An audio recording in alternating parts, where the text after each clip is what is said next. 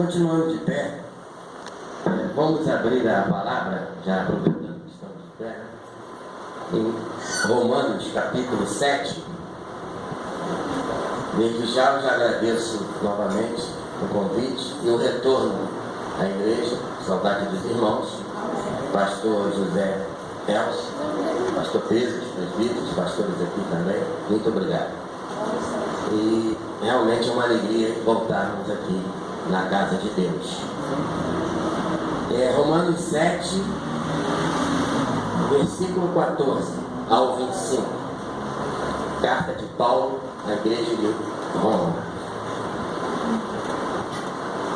que diz assim, versículo 14: porque bem sabemos que a lei é espiritual, a lei vem de Deus. A lei não está no âmbito humano, mas sim é algo sobrenatural. Mas eu sou carnal, vendido sob o pecado. Nós somos terrestres, humanos, vendidos sob o pecado. Mas a lei de Deus é algo sobrenatural. Guarda isso, meu irmão. Porque o que eu faço não aprovo, pois o que eu quero, isso não faço. Mas o que aborreço, isso faço. Versículo 16: e se faço o que não quero, consinto com a lei que é boa. De maneira que agora já não sou eu que faço isto, mas é o pecado que habita em mim. O pecado que habita em mim. De maneira... Não, versículo 18. Porque eu sei que em mim, isto é, na minha carne, não habita bem algum. E com efeito o querer está em mim, mas não consigo realizar o bem. Porque não faço o bem que quero, mas o mal que não quero, esse faço. Ora, se eu faço o que eu não quero, já não sou eu que faço, mas o pecado que habita em mim. Acho então esta lei em mim, que quando quero fazer o bem, o mal está comigo. Estranho, né? Um homem dividido que Paulo está narrando aqui. O homem, o ser humano que é frágil, que é uma criatura, ele está completamente dividido. Porque, versículo 22, porque segundo o homem interior, no meu intelecto, no meu espírito, eu tenho prazer na lei de Deus, nas coisas de Deus, na palavra de Deus. Mas vejo nos meus membros, na natureza, na criatura, na matéria, na carne, nos ossos, uma outra lei que batalha contra a lei do meu entendimento, do meu pensamento, do meu espírito, da minha razão, e me prende debaixo da lei desse pecado, dessa concupiscência que está nos meus membros.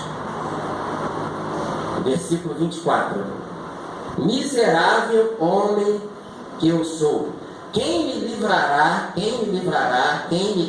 do corpo desta morte? Versículo 25: dou graças a Deus por Jesus Cristo, o Filho do homem, o próprio Deus em pessoa, encarnado, sendo verdadeiramente homem, verdadeiramente Deus ao mesmo tempo, numa única natureza, assim que eu mesmo, com o entendimento, sirvo a lei de Deus, mas com a carne a lei do pecado. Podeis assentar.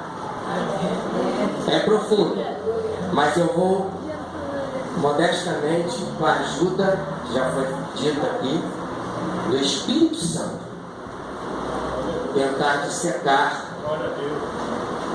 essa passagem,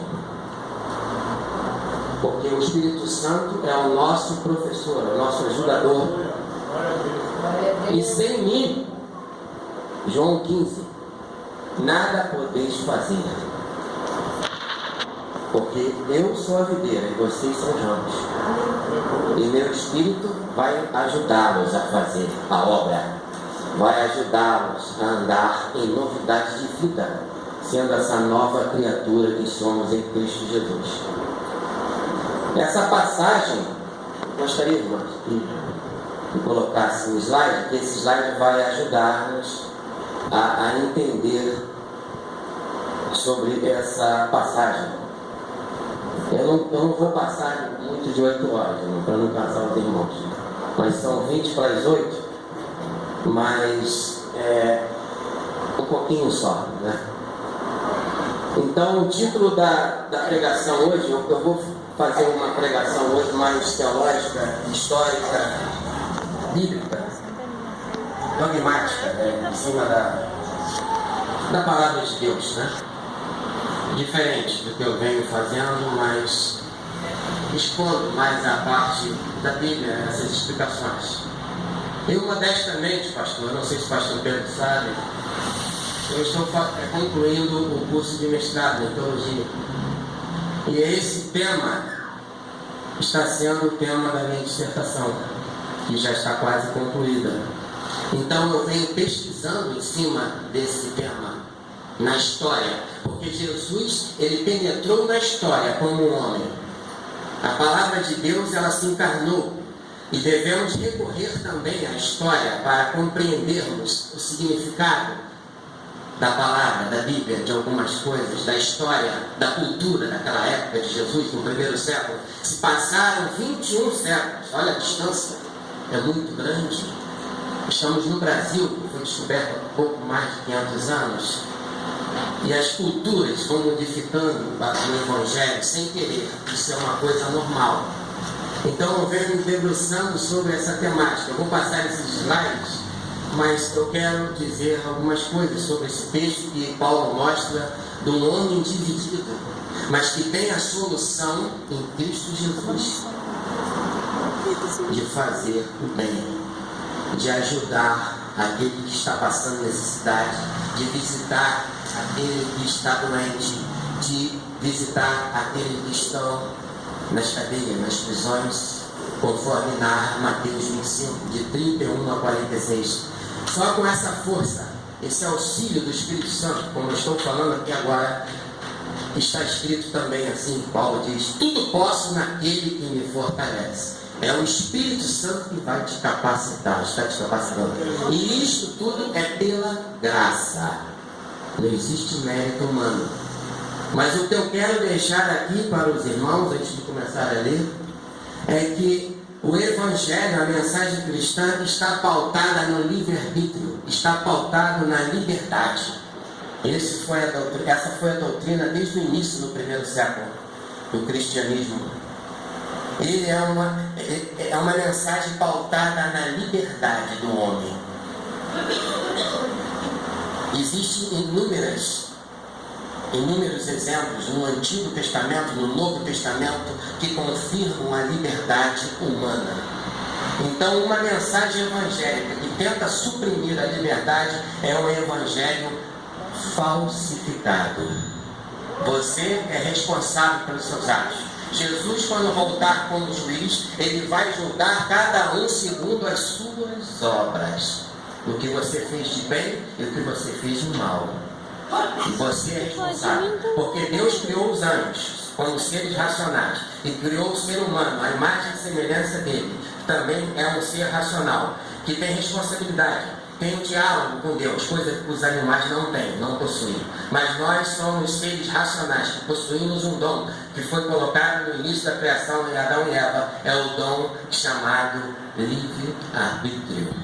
E isso está permeado na igreja, no seio, no primeiro século, no mundo grego, no mundo latino, e vem percorrendo, mas eu vou mostrar o que aconteceu no decorrer dos séculos da história. Tentar mostrar a graça e a liberdade. Eu gostaria que todos prestassem atenção. A liberdade perdeu o seu pleno sentido devido à influência da cultura filosófica que permeava os arraiais cristãos. falseando assim o seu sentido e colocando-a num plano mais imaginário do que real. O que aconteceu logo nos primeiros séculos? Ocorreu que a igreja tinha que evangelizar num mundo desconhecido, no Império Romano ou no mundo grego, que era a cultura grega da época do mundo. E existia uma cultura forte, filosófica, dos filósofos antes de Cristo, que eles admitiam a liberdade. E o Evangelho, como eu já disse, admitia também a liberdade no início. Mas ao tempo que a igreja foi adentrando dentro do mundo grego, do mundo pagão, esse sentido pleno da liberdade das Escrituras do Novo Testamento, que você sente que existe, foi perdendo o seu valor, foi enfraquecendo o seu sentido, até chegar numa Idade Média, aonde foi quase um rompimento. Existia a liberdade no discurso cristão, existia a liberdade no discurso filosófico, mas num mundo imaginário, num plano mais imaginário do que real. Porque o mundo filosófico tem a premissa de que tudo acontece por acaso. Esse mundo filosófico antigo que eu estou dizendo. Existe um mundo hoje filosófico moderno, que eu vou dizer mais para frente. Mas aquele que permeava o início do cristianismo, até a Idade Média e até a Reforma, vamos assim dizer, ele era um mundo filosófico que pregava que Deus regia tudo e estava tudo nas mãos de Deus e que o homem não tinha condição de fazer nada, porque é Deus que comanda tudo, nós não temos liberdade. Era no sentido, ficou no sentido imaginário. Pode passar, um segundo. E isso gerou uma máscara, um falseamento da liberdade. Isso veio aos poucos, no decorrer dos séculos, desses 21 séculos. Só que na Idade Média, lá no século XII, XIII, foi perdendo mais sentido, e as mensagens estavam sendo já, é tudo na mão de Deus, é tudo pela graça. Você não deve fazer nada, é Deus que vai te chamar, vai vir um raio do céu, como aconteceu com Paulo, e vai vir uma visão e você não tem que fazer nada, Deus faz tudo. E não é bem assim. Você tem que tomar iniciativa. Você tem que sair de cima do muro, como o pastor Elcio disse, arregaçar suas mangas da camisa e se unir a esse verbo. Porque você pode, quando o Espírito Santo te capacita para fazer. Entende? Essa é a mensagem. Isso está inserido no Novo Testamento. Eu não estou falando nenhuma novidade. E eu gostaria de mostrar que existe a liberdade, no estudo que eu venho fazendo, que existe um indeterminismo ou acasos. A lida psicológica é uma liberdade limitada, sem a graça de Deus, compreende? É uma liberdade limitada. Porque quando a graça vem ao nosso encontro e você vai ao encontro dela, porque se conhecereis a verdade vos libertará para ser livres. Você só será realmente livre e liberto com a presença do Cristo ressurreto na sua vida. Esta é a mensagem do Evangelho. Jesus veio ao mundo para salvar os pecadores, para torná-los livres diante do mundo, diante do cosmos, para que você venha fazer a sua história de maneira digna, de maneira responsável, com o mundo, com o cosmos, com as pessoas, com o próximo. E isso só é possível com a ajuda da graça, ou seja, graça de Deus, esse nome do Espírito Santo também, com a ajuda do Espírito Santo de Deus em você, te capacitando. Mas a liberdade não foi suprimida pela graça. Então, os indeterminismos, o acaso, a lida psicológica, o ser humano possui corpo e mente, que são constituídos dos componentes órgãos e reações biológicas. Esses elementos formam a estrutura física e psicológica do homem e determinam grande parte dessas estruturas. Esses determinismos biológicos chegam a suprimir boa parte de nossa liberdade. É uma liberdade ilimitada. É por isso que Jesus se manifestou, para desfazer as obras do diabo, que tinha minado a liberdade humana. Aquela passagem que eu acabei de ler em Paulo é de um homem dividido sem a graça de Deus. Ali, eu vou chegar a explicar esse texto. A explicação, a interpretação correta desse texto. Vou tentar, né? É um homem do antes. O homem do agora, o de depois de Paulo, no capítulo 8, é um homem que é um vencedor, já é um cristão que consegue fazer o que quer, que anda no Espírito, não anda na carne. O homem que ainda anda na carne é porque não recebeu o Espírito Santo. Eu vou explicar isso melhor. Pode passar, irmão. Os determinismos, existe a vida psicológica, o seu corpo te limita as condições. Existe também o determinismo que existe no mundo, na natureza, nos fenômenos naturais, no âmbito social, as circunstâncias históricas, culturais, econômicas e políticas em que vive concretamente o ser humano. Isso também limita a nossa liberdade. A nossa liberdade não é plena, ela só é plena em Jesus Cristo. Mas não estamos em estado de perfeição ainda. Por isso que o pastor, no início aqui que eu estava explicando, é preciso perseverar. A Bíblia está cheia de advertências assim. Porque ainda não estamos no estado da ressurreição, como Cristo foi ressuscitado. Vai acontecer isso com a igreja no dia do arrebatamento, como o pastor Pedro disse. Nós seremos semelhantes a ele. Né? Esse persistir, essa luta contra a carne e o espírito, isso vai cessar. Mas enquanto esse dia não chega, nós estamos vivendo numa luta. Não é contra a carne, não é contra o sangue, mas são com os potestades, espíritos desse mundo tenebroso que vive nas regiões celestiais. E nós devemos nos revestir da armadura de Deus para podermos combater. Entende? É espiritual, a lei é espiritual. E o homem só pode conseguir batalhar e vencer com um poder que vem sobrenatural nessa criatura que somos. Essa é a mensagem, assim, a grosso modo. Então, do mesmo jeito, aqui eu deixo uma explicação que mesmo essa lida psicológica, ou até mesmo o ambiente social, político, histórico no qual estamos inseridos, esse ambiente não vem suprimir a liberdade, não vem acabar com a liberdade do homem. Ela estimula a liberdade do homem, mesmo o homem sem Jesus. É isso que eu vou colocar. Se por um lado os deterministas limitam o seu raio de ação de uma liberdade, por outro lado é visto como um estímulo para que essa mesma liberdade venha a se desenvolver, a partir do qual o ser humano exerce sua liberdade diante desses obstáculos. E não impedida de se desenvolver pelas determinações naturais, mas sim viabilizada por elas. Pode passar. Então, por que eu estou dizendo isso? Que mais à frente eu vou chegar num ponto que a igreja chegou a negar a liberdade. É aí que é o problema da questão. Eu estou escrevendo, vai se formar até um livro isso. E quando tiver, eu vou vir aqui, se o pastor, para a gente distribuir, não vou vender não. Essa obra. Assim, que eu estou estudando isso há muito tempo. A igreja condenou isso, mas isso vai chegar. Vamos dar uma lida nesse slide. Acho que dá para compreender, né? Tá vendo? Graça versus liberdade humana, com interrogação. A graça de Deus transforma a existência humana. A graça de Deus cura o homem. O homem enfermo, doente. Tanto no aspecto físico do câncer, das enfermidades, que Jesus fez isso, mas também cura essa natureza decaída que tende para o mal, para a concupiscência.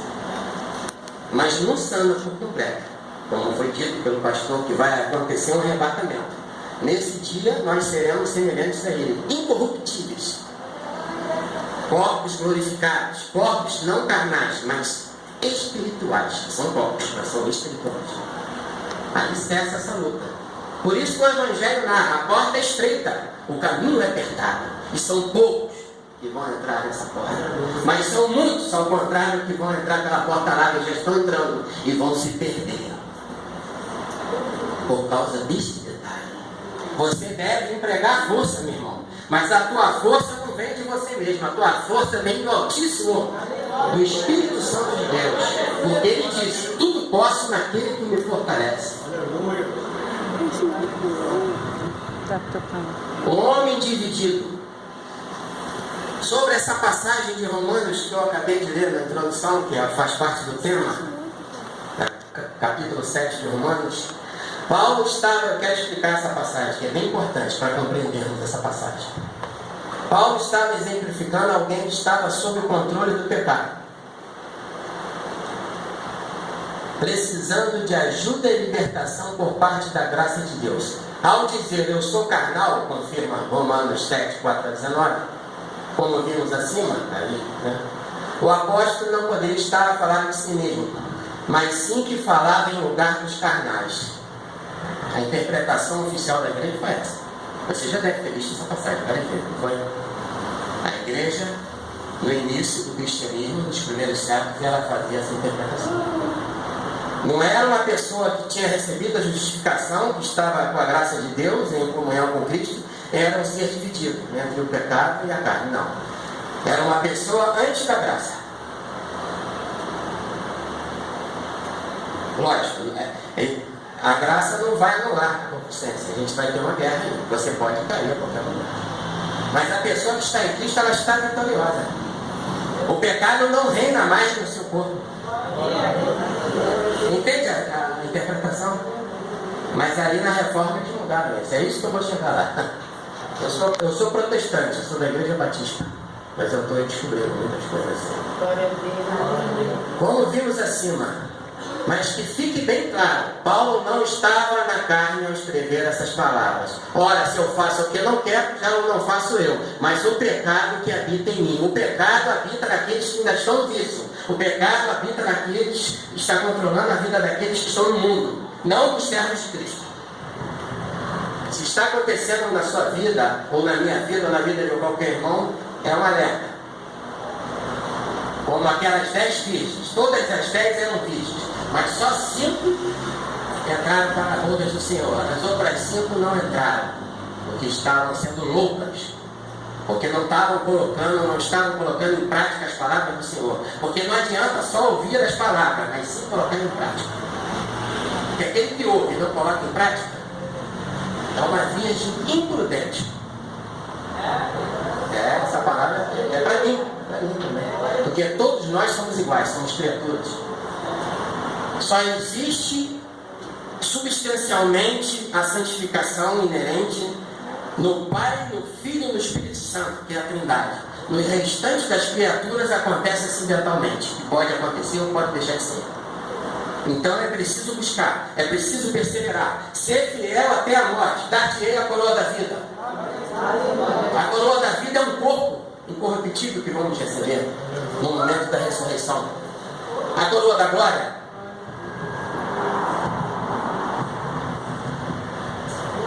é o Espírito. Não era Paulo, era uma pessoa que ainda estava. Era Paulo, mas não convertido. 7:20, Romanos 7. E prossegue o discurso para o libertador. No capítulo 8, eu não li o capítulo 8. Mas ele dá graças a Deus no final, no versículo 25, por Jesus Cristo. Libertou ele desse problema.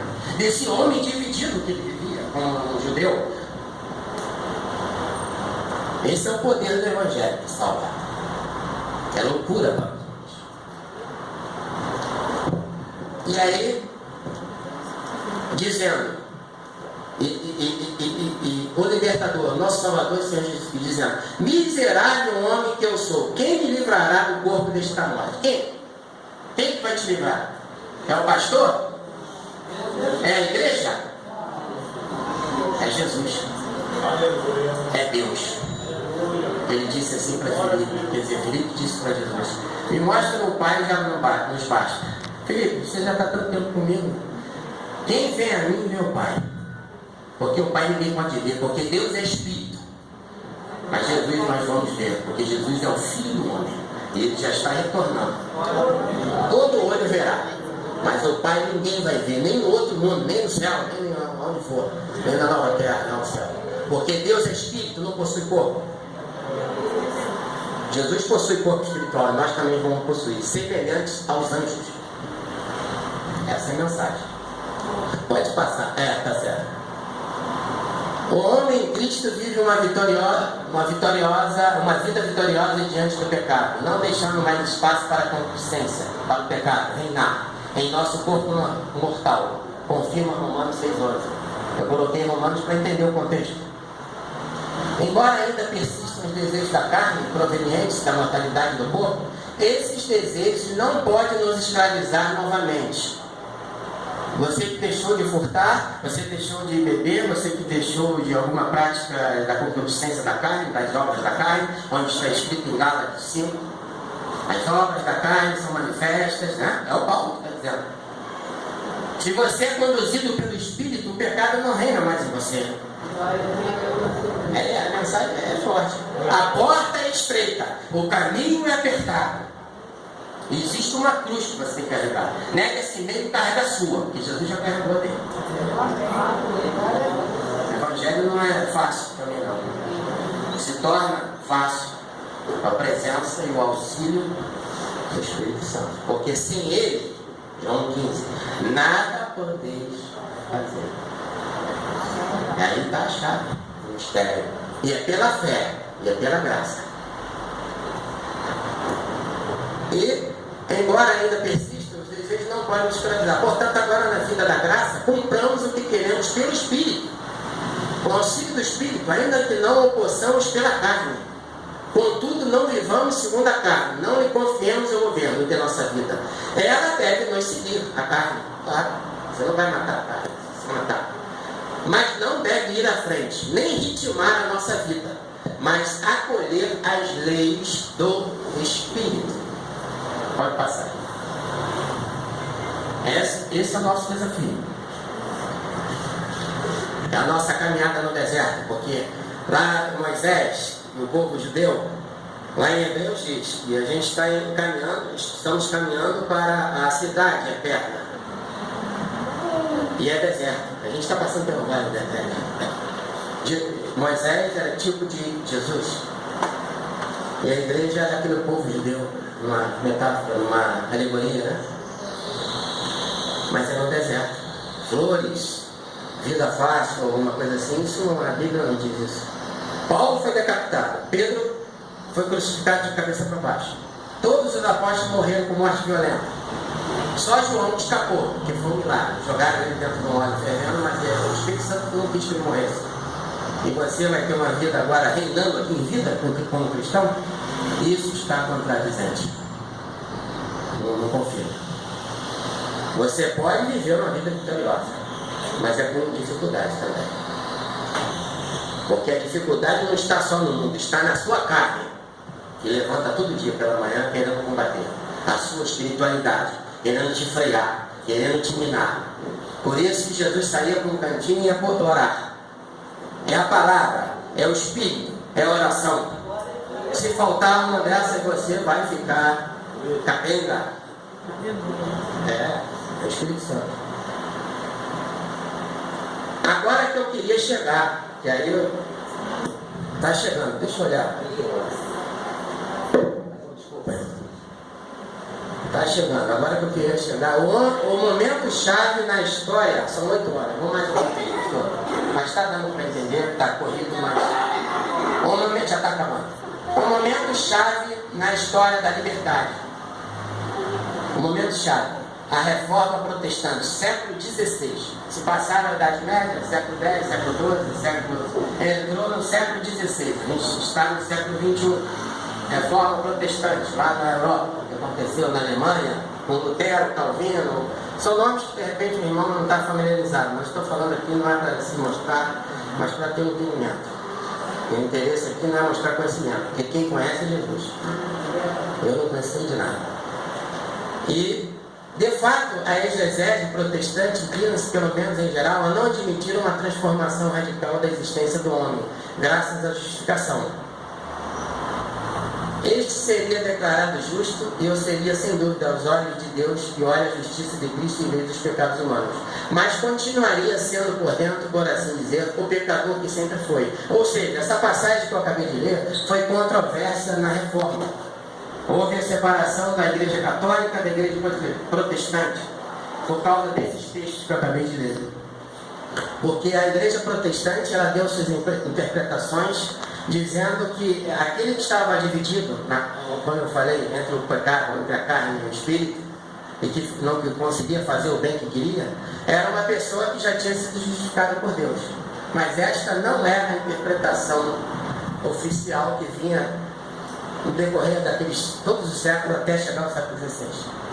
A igreja, sim, eu acredito, eu venho estudando, estava corrompida. A igreja católica vendia indulgências, ela estava totalmente corrompida. Mas houve um erro também fatal dos protestantes nesse período de interpretarem essa justificação que acontece mediante a Cristo e colocando que o homem continua dividido, caindo para um lado e por outro, porque isso é normal. Aí ele diz assim: por dentro, por assim dizer, o pecador continua, por assim dizer, o pecador de sempre. Daí surge a expressão reformada, depois da justificação. E quaisquer que sejam suas decisões, o homem é ao mesmo tempo justo e pecador. Na visão reformada, interpretando esses textos, o homem é ao mesmo tempo justo e pecador, por causa daquilo que eu acabei de ler. Entre a carne e o espírito. Ele fica caindo de um lado para o outro, porque isso é normal. Mas isso não é normal. O homem não pode, o pecado não pode reinar no homem. Isso foi uma ruptura que houve lá atrás na história e veio com isso negar a liberdade. Além de tudo, dessas interpretações que eles deram, eles vieram a negar a liberdade, porque de Lutero, Calvino, esses historiadores, esses reformadores, eles em suas obras, em suas pregações, eles colocavam claramente que o homem é um escravo, ele não possui liberdade. Isso não é verdade. A igreja nunca fez isso.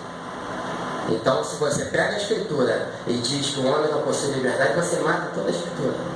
Você mata toda a mensagem evangélica. Você destrói tudo.